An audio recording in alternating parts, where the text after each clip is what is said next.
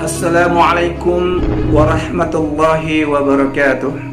Alhamdulillah hamdan katsiran thayyiban mubarakan fih kama yuhibbuhullah wa yardah. Amma ba'd. Bapak Ibu, perkenalkan kami dari komunitas Wakaf Uang atau KWU ingin menjelaskan apa dan bagaimana KWU itu. Pertama, siapakah KWU atau komunitas Wakaf Uang? Komunitas Wakaf Uang adalah sebuah komunitas yang terdiri dari praktisi keuangan yang mendedikasikan timnya fokus untuk memberikan edukasi dan sosialisasi tentang pentingnya wakaf uang ya, untuk mengembangkan lahan wakaf menjadi produktif. Lalu kenapa KWU itu lahir? KWU lahir karena 3 alasan. Yang pertama karena adanya lahan wakaf 4,2 miliar meter persegi yang belum diberdayakan. Yang kedua, adanya paradigma di tengah masyarakat bahwa wakaf itu identik dengan barang dan tanah. Yang ketiga, merespon keputusan MUI tentang pentingnya wakaf uang. Kenapa hal itu bisa terjadi di mana masyarakat mengidentikan bahwa wakaf itu hanyalah tanah dan barang? Ini karena kurangnya sosialisasi, sehingga sampai saat ini masyarakat masih berpikir bahwa wakaf itu hanyalah tanah dan barang. Disinilah peranan KWU akan menjadi garda terdepan dalam mensosialisasikan wakaf uang. Kemudian apa yang menjadi pendukung KWU? Pertama adalah MUI. Yang kedua itu Nadir, bisa dompet duafa, bisa PKPU atau IZI, ya, bisa IKADI, bisa Darut Tauhid dan apapun. Kemudian OJK. Yang kedua, berikutnya adalah BTN Syariah. Kemudian yang kelima adalah BKMT dan organisasi masyarakat. Dan yang keenam adalah Generalis Syariah. Terus manfaatnya apa uang itu? Banyak. Nanti uang yang berasal dari wakaf itu nanti akan dimanfaatkan. Pertama, ini untuk misalnya membangun lembaga pendidikan, kemudian ponpes, ya, kemudian perumahan syariah, kemudian SPBU perkebunan, kemudian lagi misalnya developer dan kebutuhan yang lainnya yang begitu banyak. Nah, adapun ilustrasi tentang harta, ya. Harta itu ada 3 penggunaannya. Yang pertama, yang dimakan itu nantinya akan menjadi kotoran, jadi hilang. Yang kedua, yang disimpan ini bakal jadi rebutan ahli waris. Dan yang ketiga, ya, ini yang diinfakkan. Nah, yang diinfakkan inilah yang kelak akan menjadi teman kita, ya, di kehidupan akhirat nanti. Nah, adapun tentang dasar hukum tentang wakaf atau sedekah, itu adalah surat Al-Munafikun ayat 10. Allah berfirman, wa anfiqu mimma razaqnakum min qabli ayyatiya ahadakumul mautu fayaqula rabbi laula akhartani ila ajalin qarib fa asaddaqu wa akum minas sholihin. Yang artinya, infakkanlah apa yang Allah rizkikan kepada kalian sebelum datangnya kematian pada seseorang di antara kalian. Lalu mereka berkata, ya Rob, kenapa engkau tidak tangguhkan usiaku, ya, sebentar saja, aku pasti akan menjadi orang-orang, aku pasti akan berinfak dan menjadi orang yang soleh. Nah, kemudian hadis Nabi berbunyi, idza mata ibnu adam in qata'a amaluhu illa min salasin. apabila anak Adam meninggal dunia maka terputuslah amal perbuatannya kecuali 3 hal. Yang pertama, sedekah jariyah. Yang kedua, ilmun yuntafa'u bihi, ilmu yang bermanfaat. Dan yang ketiga, itu adalah waladun sholih yad'u lahu, anak yang soleh yang mendoakannya. Nah, adapun perintah tentang wakaf ya dan juga sedekah itu ada di dalam surat Al-Baqarah ayat 261. Allah berfirman, "Matalul ladina yunfikuna amwalahum fi sabilillah kamasali habbatin anbatat sab'a sanabil ila akhirnya." Yang artinya, perumpamaan orang yang berinfak di jalan Allah itu seperti satu butir yang mengeluarkan 7 batang atau tangkai. Kemudian setiap tangkai itu akan mengeluarkan 100 butir. Jadi semuanya 700 pahalanya. Nah, kemudian kita berbicara tentang wakaf. Ya, wakaf. Apa itu wakaf? Wakaf itu sesungguhnya merupakan salah satu bentuk sedekah.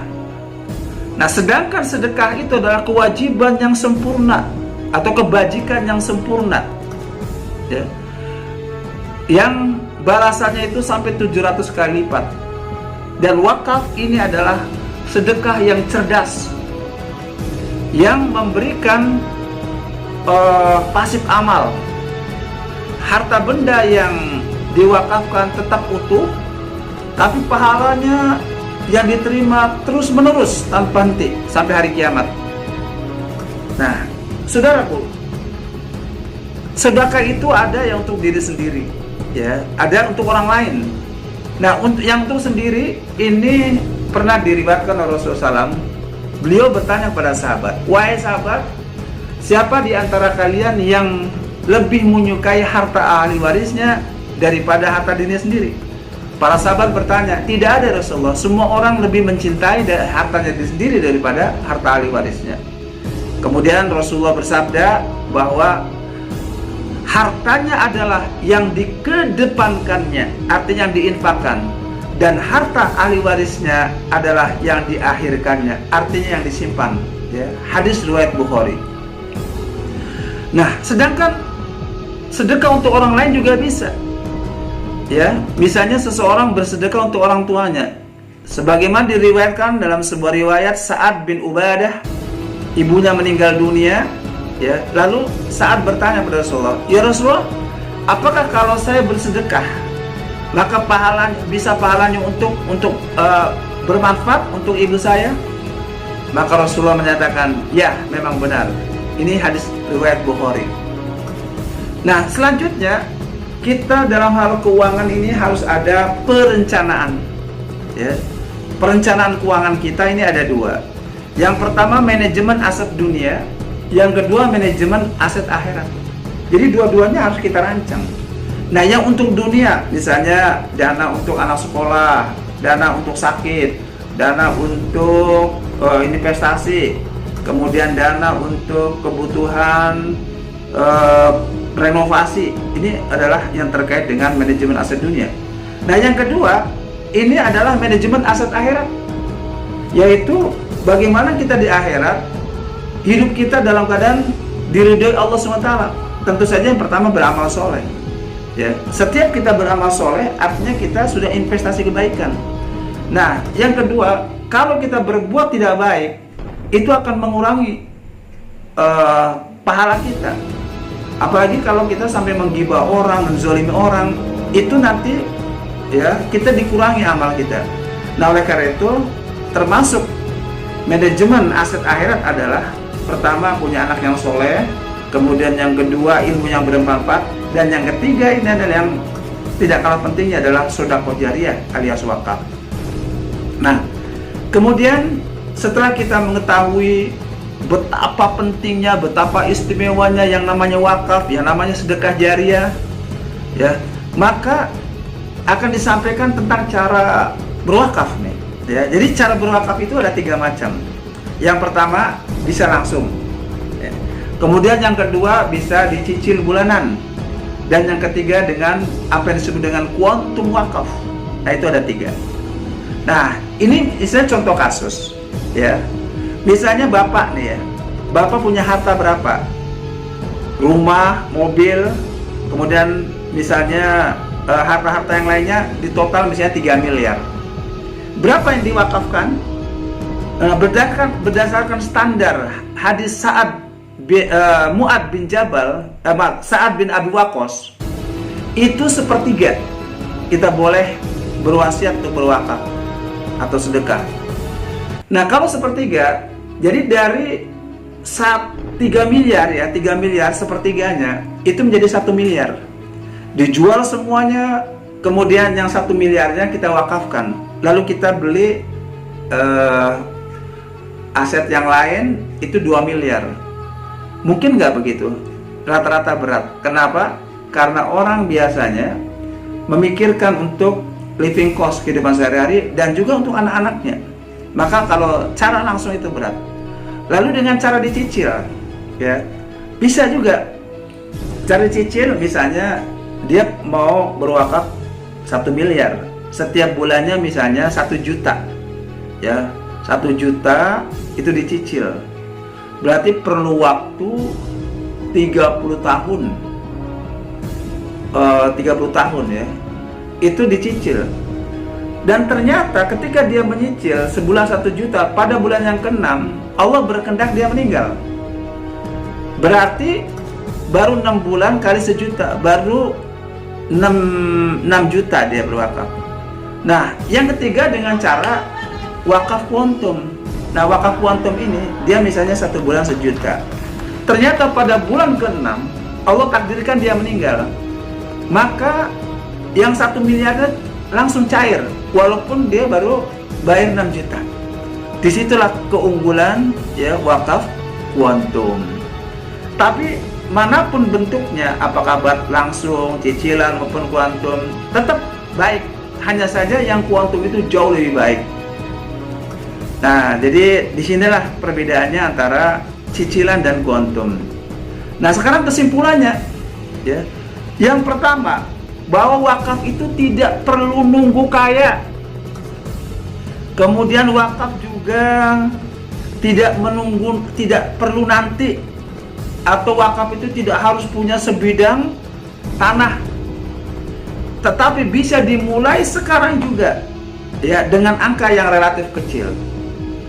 Nah, beruntunglah orang yang selagi dia masih hidup itu bisa berwakaf, baik wakaf dengan tanah, barang maupun dengan uang, baik wakaf itu dengan cara langsung dicicil maupun dengan cara kuantum. Beruntung. Dan sebaliknya, rugi kalau kita sudah mendengar ada anjuran wakaf, keistimewaan wakaf, tapi kita masih bakhil, kita masih malas, kita masih takut miskin, kita tidak mau berwakaf, maka kita termasuk orang-orang yang rugi. Ya, demikian saudara-saudaraku, ya, presentasi kita. Mudah-mudahan semangat wakaf kita dan semangat wakaf masyarakat semuanya semakin meningkat. Sekian, assalamualaikum warahmatullahi wabarakatuh.